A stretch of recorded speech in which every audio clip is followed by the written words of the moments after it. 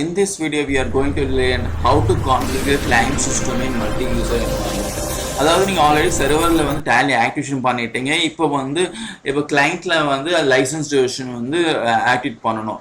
So அது எப்படி activate பண்ணது பார்க்க போகிறோம்.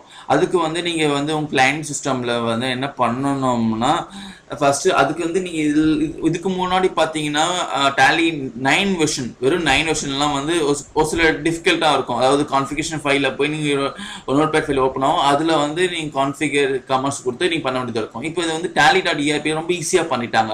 ஜஸ்ட் ஒரு 2-3 கிளிக், அதாவது ஒரு 2-3 ஆப்ஷன் போயிட்டாலே போதும், ஈஸியாக ஆக்டிவேட் ஆகிடும். அது எப்படி ஆக்டிவேட் பண்ணது பார்க்க போகிறோம்.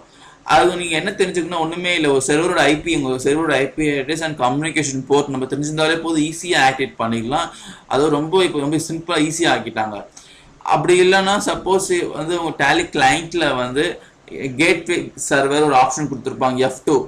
அதை கிளிக் பண்ணி அது மூலிமா உங்கள் சர்வர், அதாவது முதல்ல வந்து உங்கள் சர்வரை கூட நீங்கள் கிளைண்ட்டை கனெக்ட் பண்ணியிருக்கணும். அது மறந்துடாதீங்க. லேண்டில் கனெக்ட் பண்ணியிருந்தால் தான் வந்து இப்போ கான்ஃபிகர் பண்ணுறதுக்கு ஈஸியாக இருக்கும், பண்ண முடியும். சாரி.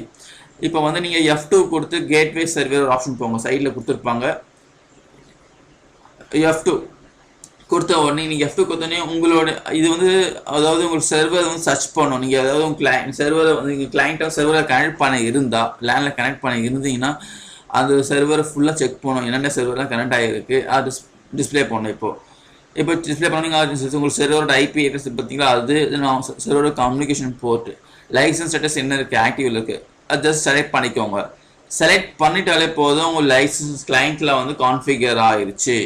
திஸ் இஸ் வெரி ரொம்ப சிம்பிள் ஸ்டெப்பு. ரொம்ப டேலி ERP ரொம்ப எளிமையாக இருந்துச்சு. இந்த டேலி ERP ரொம்பவே என்ன சொல்கிறது, ரொம்ப யூஸ்ஃபுல்லாக இருக்குது. என்ன சொல்கிறது, நிறைய ஆப்ஷன் ரொம்ப ஈஸியாகவும் கொடுத்துருக்காங்க. இந்த டேலி ERP 9 வந்து டேலி வெர்ஷன் 9 விட ரொம்ப அட்வான்ஸ்டாகவும் இருக்கும். உங்களுக்கு ரொம்ப சிம்பிள், யூசர் ஃப்ரெண்ட்லியாகவும் இருக்குது.